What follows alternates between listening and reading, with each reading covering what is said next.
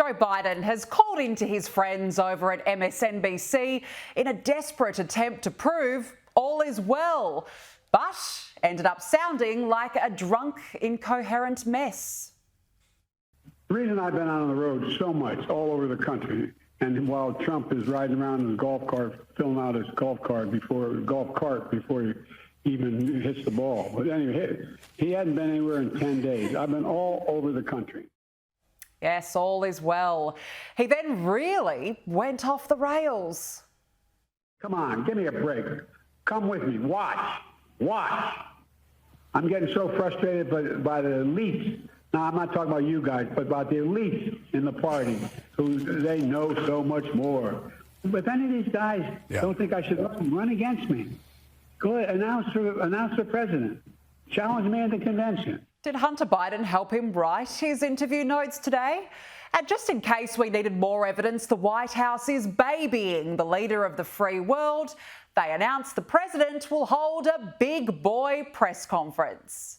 After that, the president will hold a press conference, I guess a big boy press conference is what we're calling it, and take some questions from y'all. This week, President Biden will speak to national labor leaders of AFL-CIO, host the NATO summit to show the unprecedented strength of our alliance, hold a press conference, a big boy press conference. Yes, he's a big boy now. Will they teach him to potty train next?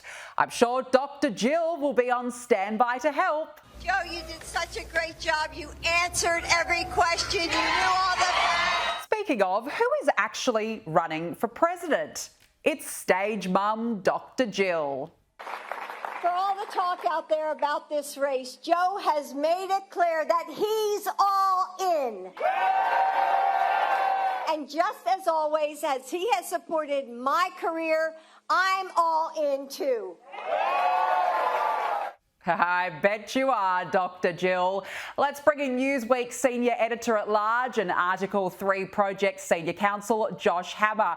Josh, what exactly is a big boy press conference? I mean, how much longer can the White House keep treating him like a toddler? Yeah, your guess is as good as mine. I have no idea what a big boy press conference is supposed to be, but I'm happy that you played that clip of Dr. Jill Biden congratulating Joe Biden after the debate for actually answering every question. Look, what you're seeing is not just the infantilization of the American presidency. It's actually much worse than just infantilizing the purported leader of the free world. What you've seen now, Axios, some other American political outlets have started to report, you're now seeing the media cop up to and admit the fact that Biden's handlers, even inside the White House, for the past year and a half, 2 years at least, maybe even longer than that, have prevented information that the commander-in-chief ought to know from getting to him. He is not the one making the decisions here, and that ought to trouble every single person, not just in America, but frankly, all over the world. And it's just deeply ironic, even above that, because this is the Democratic Party. They're making a whole stink of the fact that Donald Trump allegedly represents a mortal threat to American democracy.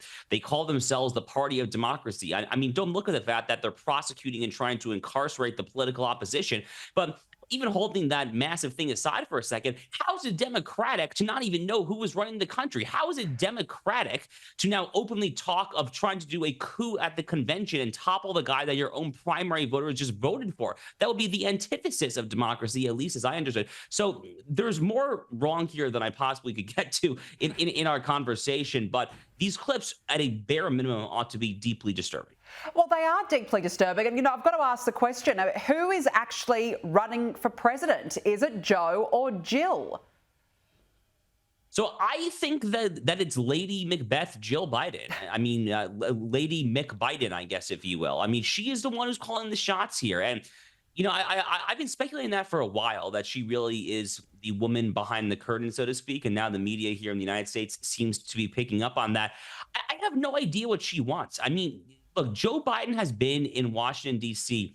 for a half century. He first got to the U.S. Senate in 1974. He's run for president 3 or 4 times. The first time was before I was even born, back in 1988. What more could you want? I mean, you've had the reins of power. And, even holding aside this Lady Macbeth just zeal for power, if you are a wife shouldn't you have some sense of humiliation and shame when your husband gets out there and just completely embarrasses himself in front of the entire world the way that he did on that CNN presidential debate? Even if Jill Biden is not an American patriot, and I have good reason for suspecting that she probably is not a staunch patriot, even if you're not, surely you care as a wife to your spouse, who the most recent reports show there might be Parkinson's disease, medical experts now coming into the White House. It's a mess. It's an absolute mess. But yes, Joe Biden is definitely not calling the shots. He's definitely not the one who's receiving the classified information every morning in the president's daily brief. He's not the one who's making the life or death decisions with the nuclear football. And again, as an American myself, I gravely fear for this country, and everyone around the world ought to care, because America obviously is still a superpower, at least nominally speaking. Absolutely. It's extremely concerning when the leader of the free world has been reduced to a baby and is no longer calling the shots. And now it's been revealed that for his events, President Biden's staffers actually prepare a short document with large print and photos that include his precise path to a podium. Not that he ever gets it right, but how tragic. I mean, the guy can't even walk into a straight line to the podium without some direction. But here's the irony of all, okay? So Axios, I'm happy you flagged Axios. Axios is a liberal Google-funded outlet here that is in the tank for Democrats.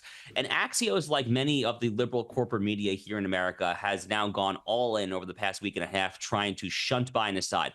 Axios, for the 2 years prior to that, 2.5 years, every single time one of us, like myself, had the temerity, had the chutzpah to get up there and say, oh, Joe Biden's not fully there. Have you seen his mental and physical decline? They would say, shut up, you deplorable right-wing MAGA kook. And they just said it over and over again. And now they're flipping on a switch, and they're basically just racing. The New York Times, CNN, USA Today, Axios, they're just racing to see who can be the first on any given day, NDNY, to produce the latest bombshell story. Sorry, media, it's only a bombshell to you because you deliberately buried your head in the sand trying to cover for your precious for the past few years. This was not a bombshell to any of us. We all saw this coming there. So the whole thing, again, it would be simply farcical if it were not so utterly dangerous. I mean, my number one thought when I was watching that CNN presidential debate, the thought I had over and over again was, oh my God, I mean, what conversations are they having right now in Beijing? I mean, you know that Xi Jinping is on the phone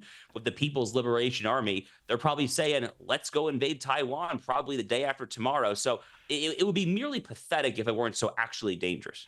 It's spot on. And the White House is more concerned of whether or not the president can walk in a straight line to a podium. Meanwhile, there's actually big global issues out there that are completely being ignored. Now, a former Obama advisor, Van Jones, has suggested that Vice President Kamala Harris is effectively being positioned as the party's de facto nominee, regardless of President Joe Biden's official status in the race. I mean, talk about desperation. Kamala Harris has been one of the most unelectable people in Democrat history, and yet she's the de facto. Look, Kamala Harris is a bad politician. I mean, she did not win a single primary vote in the 2020 Democratic Party primary. She was out well before Iowa, which voted first that year in the caucuses. She was explicitly tapped to be the vice president solely for identity politics reasons. And, you know, if that's really the Democrats' best shot, then that says a lot about the current state of their party. But she really is the only viable alternative at this point to Joe Biden for multiple reasons. The one reason is what I just said, is that this is a party in 2022 that selected Ketanji Brown Jackson to be their new Supreme Court justice explicitly because she was a black woman. So the notion that they would somehow skip over Kamala Harris to go pick Gavin Newsom or Gretchen Whitmer or anyone who was not a specifically black or maybe Hispanic woman, the notion that they would do that is ludicrous. That's not who this party is. They are an intersectional identity politics worshiping cult to their core in the year 2024. But the second reason why it can't be anyone other than Kamala Harris is because in America, our campaign finance laws are somewhat complicated. But essentially, if you donate to the Biden-Harris campaign And right now that campaign has over $200 million sitting in its bank accounts. You can't just then transfer that money to a different entity. That money either sits there or it might go back to the donors, or maybe it goes to the DNC, the Democratic National Committee. Frankly, it's actually an open question as to whether that money would even stay there if Joe Biden drops out, because say it's Harris Whitmer or whatever, it's a different entity. So it's legally untested as it is, but if they want any chance of keeping that $200+ million, it would have to be Kamala. But again, the fact that this is the choice that Democrats are facing, I think says everything you need to know about the current state of their party. Gee, it speaks volumes, doesn't it? That's incredible to hear. Now, look, Donald Trump looks likely to announce his vice president just before or during the Republican National Convention next week. Who do you think he might go with? Well, I'll tell you who I think he should go with, and he happens to be one of the front runners. So my answer is basically the same both ways. I think that he should go with J.D. Vance, who is the young, precocious 39-year-old senator from Ohio, and I'll explain to you why. You know, a lot of people, when they start playing the vice presidential sweepstakes game, they start doing a little checklist. Okay, who fits a certain demographic box? You know, that's why you hear a lot of talk about Tim Scott, because he's a black man in the U.S. Senate, or maybe Ben Carson, who was the black former HUD director. And then you see some people talk about, oh, who was in a certain key state? Okay, maybe Glenn Youngkin in Virginia. To me, J.D. Vance is the best pick for at least two very important reasons. One is, if you get down to brass tacks, the way that you win a presidential election in the United States is via the Electoral College. It is a race to 270 electoral votes. Right now, Donald Trump has a commanding lead in essentially what we call the Sun Belt down here. That's Nevada, Arizona, North Carolina, Georgia, all of the warmer weather states, where it's still sometimes within the margin of error, not always, but where it is still sometimes within the margin of error in the polling is the Rust Belt. So Wisconsin, Pennsylvania, and Michigan specifically. Trump's going to have to win at least one of those three. Now, he's in good shape right now, frankly, in all three, especially Pennsylvania, but that's really where you want to double down. That happens to be J.D. Vance's core base right there. He's a guy from Ohio who wrote a famous book called Hillbilly Elegy. He speaks to white working class voters in the Rust Belt better than anyone currently on Trump's list. And the other reason why I think he's the best pick right now is because, as I mentioned, he's a very young guy. He's 39 years old. He speaks to the discontent that millennials and Gen Z have to the boomers who have spent like drunken sailors, who have been trying to march all around the world, invading countries to no avail and so forth. And at a time when Democrats are currently hemorrhaging youth support as it is, I think J.D. Vance can only solidify that exodus of young voters from the Democrats to the Republican Party. Well, it's going to be very interesting. We'll be watching that announcement very closely. Now, just before we let you go, woke activist groups are opposing a sex trafficking bill in California, complaining that it will, would you believe it, harm the LGBTQ community and people of colour. Listen to this. Studies have shown that LGBTQ people, particularly gay and transgendered individuals, are more likely to be charged with sex offenses compared to their heterosexual counterparts. For instance, LGBTQ individuals are 9 times more likely to be charged with sodomy. Measures like SB 1414 lead to higher rates of incarceration, longer sentences, and increased difficulties in finding housing and employment. I mean, we can hardly be surprised, Josh, that this is the sort of response we get from the woke activists. What on earth is going on here? So, look, I mean, if you're trying to pass a bill that is a child safety bill, probably the number one thing that is happening in America and in all Western nations across the world, for that matter, that is the antithesis of child safety is genital mutilation and chemical castration that comes about via so-called gender-affirming care, which is currently one of the greatest things that the LGBT rainbow movement has going for it. I mean, they very much adore these so-called gender-affirming surgeries. Again, I refer to it usually as chemical castration or genital mutilation. So it kind of just goes without saying that if you are part of this woke LGBT mafia, then you are going to oppose a bill in the name of child safety. But, you know, the silver lining is when I see a story like this, that the people who come out in opposition to a common sense legislation like this, they're only ultimately making a fool of themselves. And if you are kind of a sensible, moderate, middle of the road person out there still trying to decide where to put your political loyalties, you see a video like that and you say, wow, I want nothing to do with them. You're spot on. I think many people can share that view. Josh Hammer, thank you for joining us.